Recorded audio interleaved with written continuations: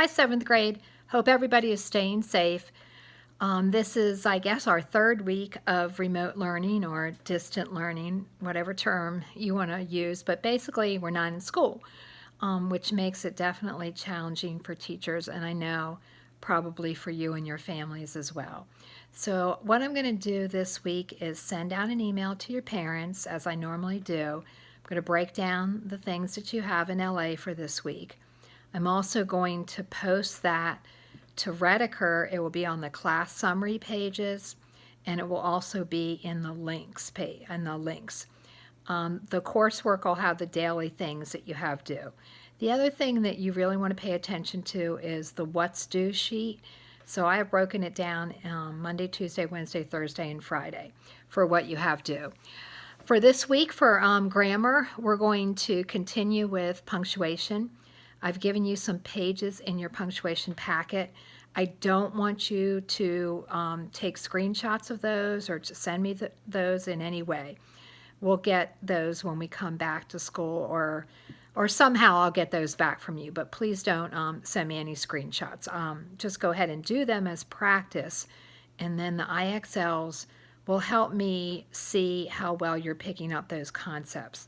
So for example, this week you have 2 IXLs on commas.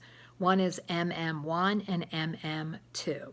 And you may have done some of those early on this year, but it is a good practice to go ahead and do those again, because that will help you get stronger with those concepts. And then you do have some things in literature, and I'm using the links as I did last time. Hopefully you won't have any issue with the links. If you do have any issue at all opening the links, please send me a message and I'll definitely make sure I look into it, but you should not have any issue. So the links will give you the things that you need to do for the Stealing Freedom chapters. This week we're working with chapter 22, chapter 23, and chapter 24. And you have 3 separate links for those. So you'll just go ahead and do those questions on those links and then submit them when you're done. The other thing you'll have on the links, which you will not have until Tuesday morning, is a quiz on clauses using some of the sentences that you have done yourself. Some of the ones from the Stealing Freedom words I used, and that is on links. You can open that on Tuesday. You can do it anytime on Tuesday, early in the morning, afternoon, at night, but it does need to be done on Tuesday. And then I will go ahead and correct that and go ahead and score that for you. The other thing that you will have is a short reading selection from ReadWorks. You guys did that last week with the 2 Harriets. I'm going to give you one about the Civil War. I think it's important with this particular novel, since we're not in school, to have a good understanding of what caused the war, what were the issues, who was involved. It's a very short selection, and I think you'll find it to be informative. So I want you to read that. Do the same thing you did last week. You have multiple choice questions, and you have 3 short answers. Just remember, when you do the short answers, you definitely want to take your time, check spelling, punctuation before you hit submit. I have put a prompt on Pearson for you to do, and it's a prompt about April. You have 3 choices. You'll just pick one of those and go ahead and do that on there. You will have those 5 vocabulary words that you handed in last week. Trying to use this time to help you build your vocabulary and make it a little bit stronger. So those 5 words you do the same way you did last time.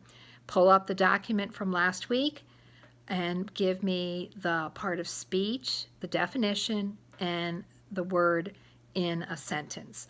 And then you'll just continue to add those words every week, depending on how long the closure lasts. And then at the end, when it's time to turn it in, you'll print out all of the weeks that you've done as one copy, and I will give you a final grade for that. Let's see, what else? So the grammar quiz this week, your 5 vocabulary words, Stealing Freedom. You have the ReadWorks article to do, and you know that prompt, which is kind of a fun, creative, use your imagination sort of prompt. Not anything too difficult. During the grammar quiz, when you take that on Tuesday, you may use your notes. I encourage you to use your notes from your notebook, and I encourage you to use your book if that's helpful. I don't encourage you to screenshot it and send it to one of your friends and ask them how they answered it. That probably wouldn't be going in line with how you sign your name at the very beginning about honesty. So just be honest. I think you'll do just fine. A lot of it is concepts that we've gone over a number of times, and then you should be pretty good with the clauses at this point. Any questions, please send me an email. I'm more than happy to respond to the emails. This week, I think some of your teachers are going to try to get online with you to go over some things, and I will try to do that as well. I think Mrs. Smith has something scheduled for later on in the week, and Mrs. Irwin might have something for one day. I can't quite remember what day she has it scheduled. But again, if you have any questions, I am more than happy to answer them. Just send them to me. If you're not sure about how to do something, if the directions don't make sense, whatever it might be, please let me know. As you probably know, Mrs. Seckers had been out before the closure. Her father did pass away. He did have cancer, which was really, really tough for her and her family, especially at this time. So if you're inclined to do so, I encourage you to maybe send her an email or send her an e-card or something like that. Even if you made a card and you took a picture of it and sent it to her in an email, I think it would really help to lift her spirits. This is a tough time for everybody, and it's even tougher if you lose somebody that's close to you during this time. Some of you I know might be friends with the Freemans. So as you know, their father passed away after a long illness. So again, prayers for them, and continue to pray for everybody, really everybody in the world, everybody in our state, everybody in our country. Again, like I said last time, this is nothing we could have prepared for, nothing we could have expected. It's something that's just almost, sometimes you wake up in the morning and you think, is it really happening? But it is really happening, so we do need to pray, support each other during this time. And I'm here for you.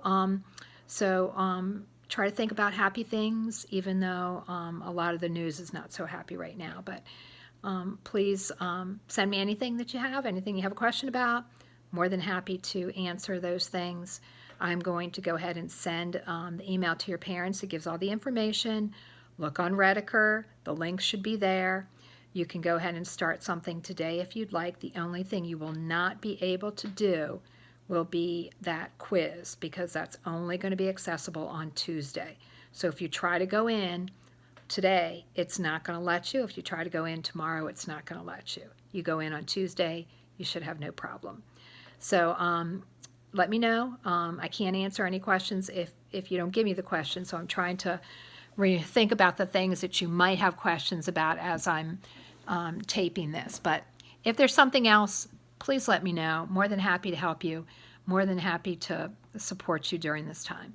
Thank you, and say hi to your families, and hi to all of you, 7th grade. Gosh, can you believe this is the 4th quarter? You're going to be in 8th grade next year. That sounds amazing.